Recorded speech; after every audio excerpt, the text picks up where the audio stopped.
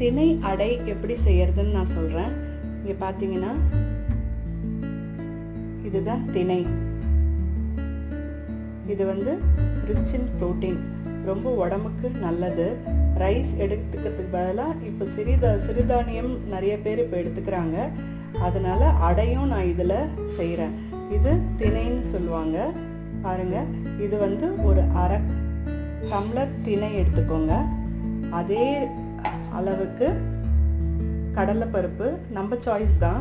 கடலைப்பருப்பு வேணும்னா கடலைப்பருப்பு எடுத்துக்கோங்க, அப்படி இல்லைன்னா துவரம்பருப்பு வேணும்னா துவரம்பருப்பு எடுத்துக்கோங்க. அதே அரை அளவுக்கு கடலைப்பருப்பு. இது ரெண்டுத்தையும் ஒரு 2 hours இல்லை 3 hours ஊற போடுங்க.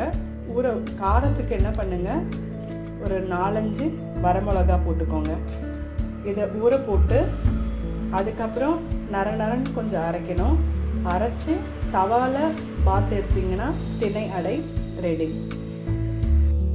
இப்போ பார்த்தீங்கன்னா நான் திணை அடைன்னு சொன்னேன் இல்லையா, அது திணையும் கடலைப்பருப்பையும் 1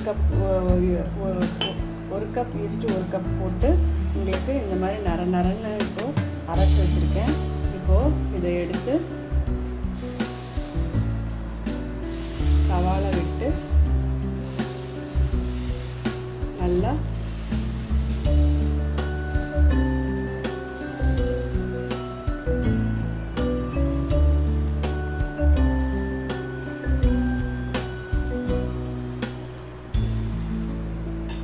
தோசை பதத்துக்கு நீங்கள் இட்டுக்கோங்க. இட்டுட்டு எண்ணெய் ஒரு கரண்டி விடுங்க. அடைக்கு கொஞ்சம் எண்ணெய் எக்ஸ்ட்ரா விட்டால் தான் கொஞ்சம் கிறிஸ்பாக நல்லாயிருக்கும் உங்களுக்கு. இப்போது இது வெந்ததுக்கப்புறம் எப்படி இருக்குன்னு உங்களுக்கு நான் காமிக்கிறேன். இப்போ பார்த்தீங்கன்னா இது நல்லா கிறிஸ்பாக வெந்திருக்கு. இப்போது அடை உங்களுக்கு ரெடி ஆயிடுச்சு.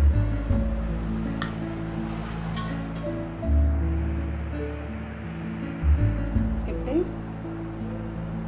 பிட்டு எடுத்தீங்கன்னா எவ்வளோ சாஃப்டாக இருக்குது பாருங்கள்.